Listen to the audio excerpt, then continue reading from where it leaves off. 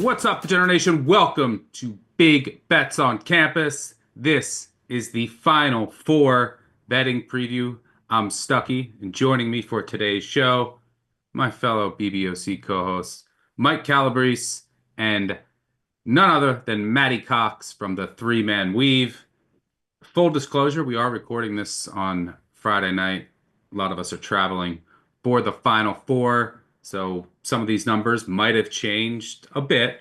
Market's been pretty steady throughout the week, so I'm not anticipating huge changes, but you never know. We're going to break down both games. We'll give out our favorite player props as well. And don't forget, we're going to have a national championship podcast preview that will be out by Monday morning. Big Bets on Campus, wherever you listen to podcasts. Probably have some type of player prop live show as well on Monday. More to come on that front. But gentlemen, we are here. The Final Four. It's the first time since 2008. I'm sure you've heard this countless times if you're watching. First time since 2008, we've had all number one seeds make it through to the last four standing.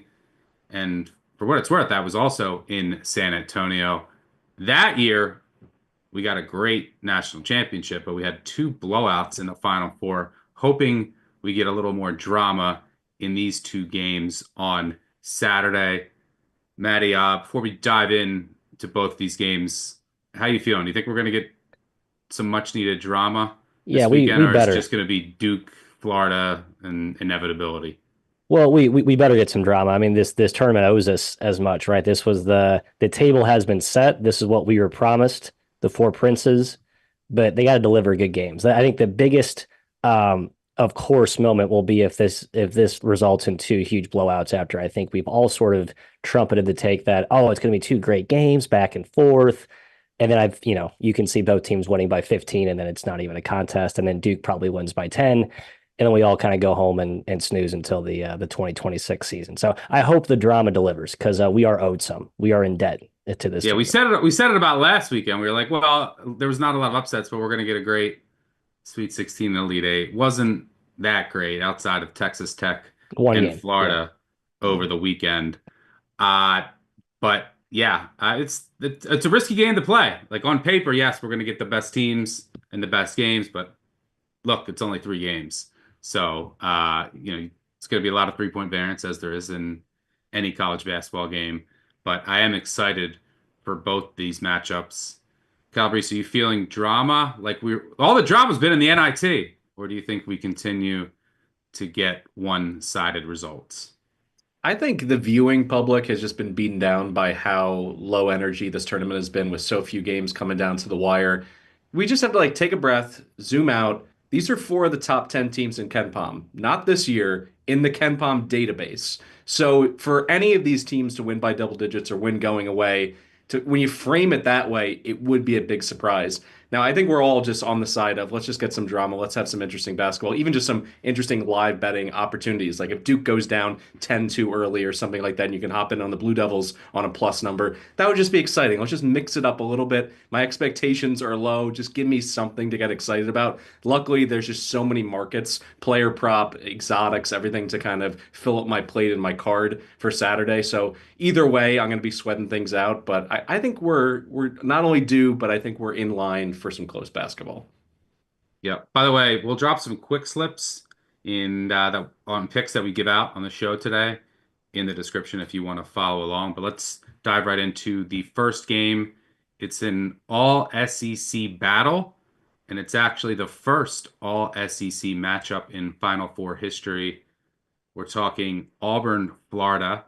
The first meeting, Florida went into the jungle and had a pretty dominant win by a score of 90-81. They were double-digit underdogs in that game. I, almost about, I think, 2 months ago. Maybe not quite 2 months ago, but close. It's pretty big power ratings adjustment here now that Florida is favored on a neutral, but they have been one of the four best teams in the country for most of the year.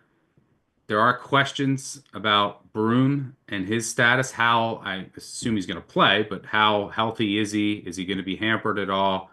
We'll continue to get more information on that front, but we might not really know to what extent until after the first tip. Florida, as of the time that we're taping this, 2.5 point favorite here. Totals ticked down a bit. Calabrese, what are you seeing here? I'm leaning with the over here. I mean, we have a pair of top three Ken Palm offenses. As you mentioned, they already lit it up, scored 171 points in the regular season meeting, I should say. And you also have to keep in mind, it was a 12-point game with about a minute to go. Auburn gets an and one, and then they just gave up in the final 40 seconds. So there certainly could have been more point padding with fouls and three-pointers late. So I think if anything, this game is going to lean closer to that original 170 and not the 160 that it's out there in the market. Also, I think in terms of pace and preferred tempo in this game, if you look at Evan Mia's adjusted tempo ratings and how teams play better slower or play better, faster, both of these teams, it seems to be their efficiency goes up. They play winning basketball when they play a little bit faster. So I think it is unlikely that either team is going to slam on the brakes and try to turn this into a half-court battle. And then finally, in terms of a comeback for whoever falls down, both of these teams are top 10 in kill shot runs offensively. We saw Florida's furious comeback against Texas Tech. They don't mind putting teams to the line and just bombing away from three. So I would be scared holding any under tickets in this game, whether it's first half or full game, but I'm leaning with the over at its current price at 160.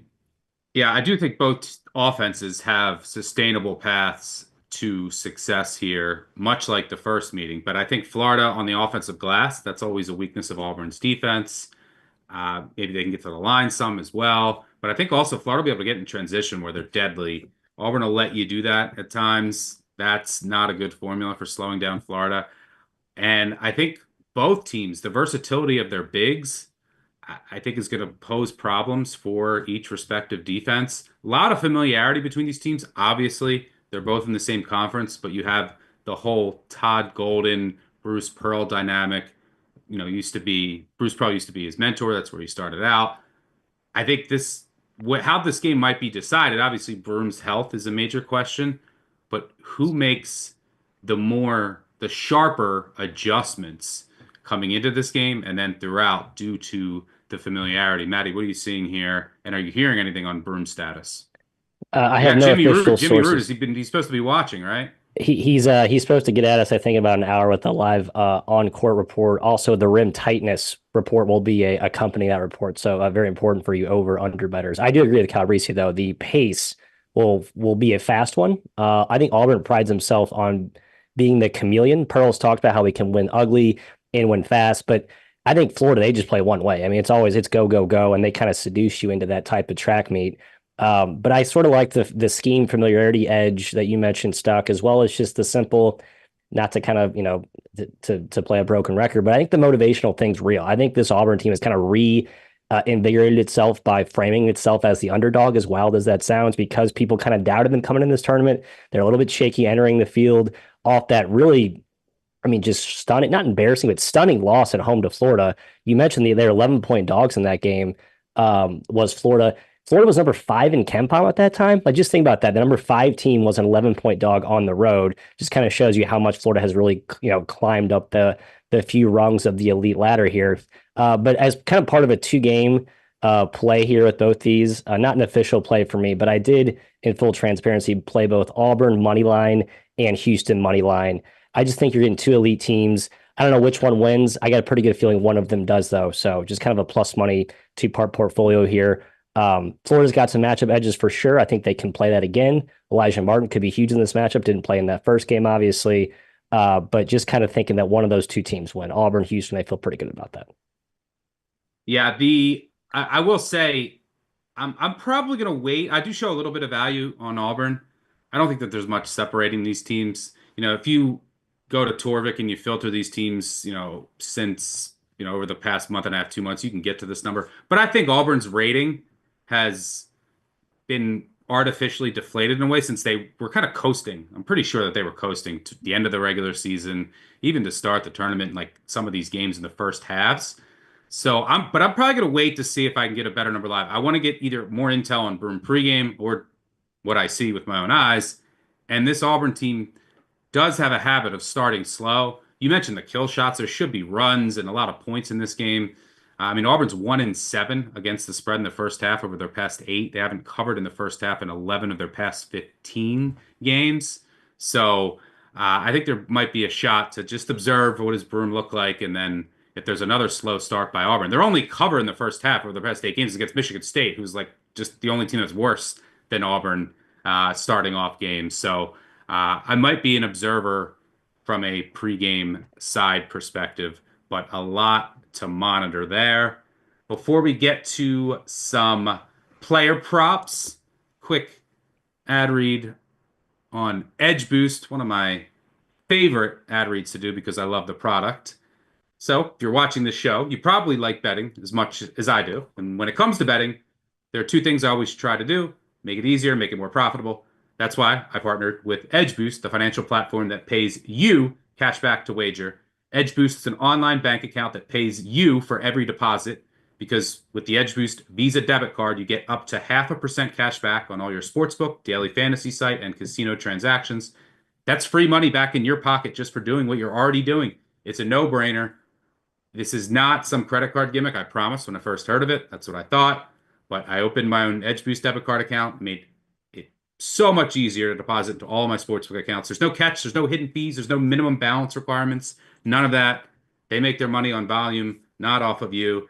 So if you've ever had a casino transaction flagged by your bank because they thought it was suspicious or have been given the runaround when trying to fund a sportsbook account online, as most of us have, the Edge Boost debit card is the perfect tool to alleviate all of those issues. It starts with a $250,000 daily limit and will never be declined for gambling activity. It's why I was happy to open an account and have been happy ever since. So make your betting life easier and stop leaving money on the table. Visit edgeboost.bet to sign up. And if you use promo code BBOC and deposit $25, you'll receive a $25 deposit match plus Tier 2 status for faster bank deposits and more cash back. That's edgeboost.bet, promo code BBOC.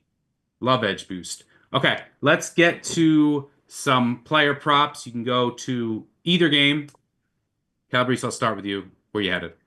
You mentioned Janai Broome's injury situation. It's why I'm on his under 29.5 points and rebounds. Hyperextended his knee. You don't have to be a physical therapist or a surgeon to be able to see that on the screen against Michigan State. It looked like it would be an injury that perhaps would have knocked him out of the entire tournament. He also has an elbow strain in that game. He comes back in. The adrenaline's pumping. He feels great. He grabs the board, knocks down a three. Great story. Feel great for the kid. Want him to play. Let's all agree he's not at 100%. He also has that lingering shoulder injury. When you look at that and then you look at the potential for the whistle to go against him, he got into foul trouble, fouled out in that game against Michigan. The difference here is that Michigan had two 7-footers. Florida's even deeper in their front court, and the guys are bringing off the bench. Hangleton, since the SEC tournament, has been averaging 12 minutes per game. He's just another body with 5 fouls to be able to pester Broome on the glass on both ends of the floor. So I see this as a potential for him to play sub his normal amount of minutes, which would be sub 30. If he goes in that 25-minute range, either due to injury concerns or being saddled with foul trouble, I think 30 is too many in this stat combo. So I'm going to go under. It's not the most exciting play because we've been rooting for this kid really the entire season. He was neck and neck there for National Player of the Year with Cooper Flagg for a minute until he suffered some of these injuries. Great story, really kind of the rags to riches college basketball story, starting at Morehead, ending at Auburn, dominating all throughout his college career. But I just think that there's too many unknowns working against him in this situation. At best, he's got to be 80% in this game just based on the visual evidence of how he was injured. So I'm going to go under on Broome. Yeah, uncertainty there definitely could work in your favor. And he's going up against a very dominant rim defense that ranks in the top 10 nationally in near proximity percentage per Haslametric. So will not be easy to score at the rim. Maddie, what are you looking at from a player prop perspective for Saturday? I'm going on the other side of this matchup here with Tommy Howe, kind of the darling role player ascension from Florida. He's been really shooting it well. It's just been a bigger factor coming down the stretch, even though that front line is deep. They have a bunch of interchangeable parts. He seems to be kind of that X factor with his skill and mobility. You've seen his minutes uptick, and you've also seen his just assertiveness offensively. Golden really showing some trust in him as a pick and pop threat, guy who can space the floor, the way he can relocate. And in this matchup, we saw in the first meeting against these two, he was 1 of 4 from 3. And since that game, there's kind of a dip in his volume, but the last few, since he's really come on the tournament, he's firing. I think the volume's going to be there. Just got to make one. Going to pull away Broom from the rim. Going to, I think, pull away Cardwell as well. That's going to be a key thing for Golden is they know he's hurt, as you just talked about. How are they going to exploit that on both ends? On offense, I think you got to force him away from the rim. He's been an absolute hungry hippo on the glass. I think he's going to be content to sit and camp in the lane on defense. That's where he's best as a rim protector. That's where he's best as sort of an opportunistic steals guy. But you got to force him away. And maybe on some switches, Broom gets cross matched with Howe, and I think he's going to have probably 4 or 5 attempts. Just got to knock down one. So minus 160 is the price for making a 3. Tommy Howe. Little stretch 4 action from Tommy in this one. I'm gonna also go with a 3-point prop. I'm gonna go with the enigmatic Chad Baker Mazzaro over 1.5 3-pointers. There's a plus 155 out there. I don't think that'll last, but I still like some of the other prices that are out there. I also played over 2.5 and over 3.5. Threw a couple darts. Hopefully get a good report on the rims later today. Right. But I think, look, if Broom isn't 100%, others are going to have to pick up the scoring slack. And I think there's a good chance that Baker Mazzara gets off at least 5, but I'm thinking more. And if he's on, his minutes are going to uptick. And it's hard. Like I said, it's hard to score against this Florida team at the rim. Auburn's going to have to make outside shots. Baker Mazzara is a guy who can get his own shot. He's attempted 23s through 4 tournament games. Yeah. So he's averaging 5 a game, and he's only shot 25%. So, maybe he's due for a good shooting night because on the season, he shot over 37%. Against Tier A opponents per KenPom, he shot in over 40%. And Auburn has a pretty big sample size of those teams. I think 87 attempts in those games. So this is a guy who can get hot. I think he made 4 twice against Ole Miss this year. I think he made 3 against Iowa State. So I'm going to take a shot on Baker Mazzara bouncing back. The other thing is some of his numbers. He's been dealing with nagging injuries. He had an illness. I think he's now fully healthy. So hopefully we get the good Baker Mazzara. And for what it's worth, he did clear 1.5 threes in around 45% of the games he didn't get thrown out in. I think he got thrown out in 1 game this year. So I think that, plus 155, which is out there right now. I'm going to take a shot here. Hopefully he doesn't get a flagrant and doesn't get ejected. But I'm going to go Baker Mazzara over 1.5 3-pointers made. All right, let's move on to the nightcap between Houston and Duke. As of the time that we're recording this, Duke is pretty consensus. Looks like 5-point favorite here. This is an awesome game. Rematch from last year, but both teams are going to look drastically different. Duke is much better. Duke won that game in an ugly one. It was in the low 50s, but Tugler didn't play. Shed got hurt. Duke is just a different animal this year. This is an elite offense versus an elite defense, but don't sleep on Houston's perimeter scoring, their offensive rebounding prowess, and don't sleep on this Duke defense either. This one, on paper, should be fantastic. However, is the line a little inflated? Calabrese, what say you? Oh, I think so. I'm going to go ahead and take the points here. I got it at 5.5. Still like it at 5. Everybody has been giving the flowers to Duke, rightfully so. They're the #1 offense. They have a chance to finish as one of the highest-rated KenPom teams of all time. They've looked the part. But let me just start poking some holes here. Their strength of schedule, 54th for the entirety of the season. The ACC was way down. If they do win the national championship, they'll have one of the weakest strength of schedules in the KenPom era, dating back to 97. And where's the love for Houston? They just beat the brakes off of Tennessee. That was a top 5 KenPom team. They beat them by 19. They absolutely made it murderous in the half court for them with their monster defense, their blitz and ball screens. They're doubling in the post. They're coaxing teams into those cross-court passes. They forced turnovers on 19% of opponent possessions, which is top 20 in the entire country. But when I look at the absolute formula to beat Duke, I think Houston kind of has it, to be honest with you. Look at teams that played really slow, delivered in the half court, could bury 3-pointers shooting, over that Duke defense. If there's anything that Duke gives up, it's those long shots. They give up, 177th 3-point rate, which is basically average in the entire country, because you can't get into the lane, you can't get near the basket. They're fortress-like there. Everybody's swatting shots. So do you have the shooters to take advantage? Well, Clemson did. They had a top 20 defense. They played slow. They shot 37% from 3. They beat Duke by 6. And the rest of the schedule, I don't really care what Duke was doing against those ACC afterthoughts, just bombing teams left and right. I think Houston is undervalued here. I think they have an opportunity to make it close, and I'm just going to take the points. It sounds like Matt is going to be a little gutsier and go with the Houston money line.